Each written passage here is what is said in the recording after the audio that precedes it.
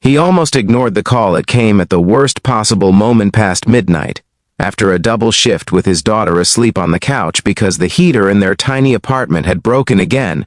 When the unknown number flashed on his scratched phone screen, Daniel Harper figured it was a telemarketer or another overdue bill. But the trembling voice on the other end that stopped him, it wasn't the words she said, "Stay with me tonight. Please, I don't want to die." Alone eat was how she said them, quiet, scared like someone who'd run out of strength long before they ran out of hope.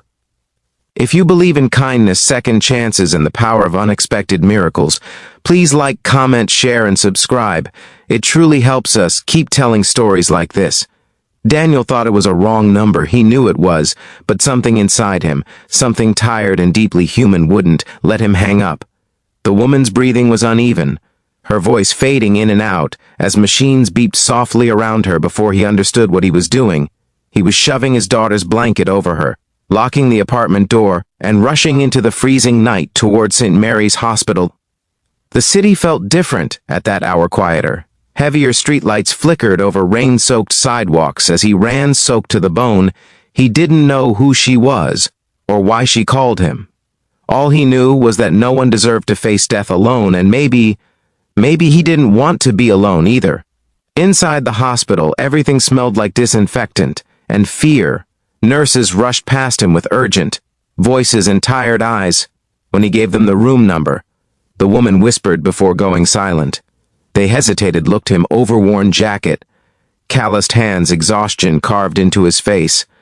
But they let him through. When he stepped into the dim hospital room, he froze.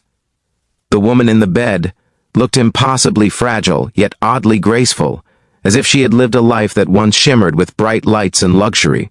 Before it dimmed into shadows, her red hair spilled across the pillow like a fading flame. Machines beeped beside her, displaying numbers that didn't look good. Even to a man who had never attended medical school, she wasn't just sick. She was dying. Her eyes fluttered open, unfocused at first. Then they settled on him. Relief washed over her face like a wave breaking against a shoreline. "You came," she whispered. He didn't have the heart to admit the truth, that she had called the wrong number, that he was a stranger, that he had nothing to offer except presence. So he nodded and moved closer, pulling a chair to her bedside. Her hand was cold when he took it, fragile enough to break. For a long moment, neither of them spoke. The room hummed with soft machinery, casting slow pulses of light across the walls. Outside, the world kept turning, oblivious to the two broken souls inside this quiet space. As the minutes passed, she began to talk, not in a dramatic rush, but in the slow, drifting way of someone whose memories mattered more now than money or titles or anything people spent their lives chasing. She told him her name was Elena Vale, though she didn't mention that she was the only daughter of one of the richest men in the state. He learned that detail later from the hushed whispers of nurses. Elena didn't talk about her wealth. She talked about what she lost: her mother, her friends, her health, her father's love swallowed by power and business deals, a lifetime of expectations that made her feel like a ghost in her own life. Daniel listened quietly, holding her hand. Emotion swelled in his chest: empathy, sorrow, a strange connection forming between two strangers who should never have crossed paths. He told her a little about himself, too, how his wife died years ago, leaving him to raise their daughter Emily alone, how he worked 2 jobs to keep them afloat, how exhausted he felt day after day fighting battles. No one ever saw. Something softened in Elena's eyes as she whispered that she envied him not for his struggles, but for his ability to love so fiercely despite all had lost. As dawn crept in through the blinds, casting pale light across her face, her breathing became weaker.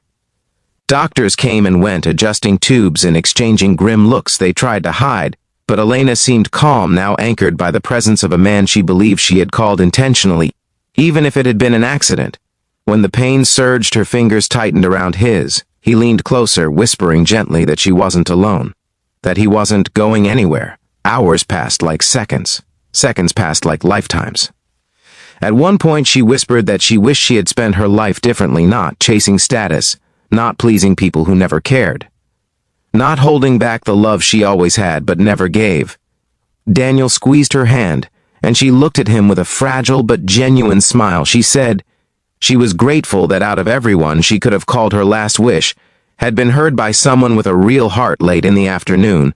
While the hallway outside buzzed with life, a sudden panic rose in him. As Elena's breathing stuttered, doctors rushed in, machines blared, and he was ushered out of the room for 20 agonizing minutes. He waited with his hands pressed against his forehead, feeling helpless and strangely terrified when the door finally opened. A doctor approached him with soft eyes. Elena was alive, but barely. She didn't have much time left. They said she was asking for him. He entered the room quietly. Her eyes were closed at first. Then they opened slowly, searching for his face.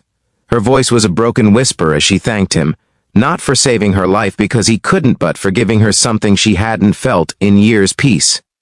She told him that for one night she hadn't felt like a billionaire heiress or a dying patient. She had felt human again before she fell asleep for the last time she placed something in his hand, a small folded paper. She told him not to open it until she was gone. Minutes later, surrounded by soft beeping that gradually slowed, her breathing faded into stillness. The room grew unbearably quiet. Daniel stood there, tears slipping silently down his face.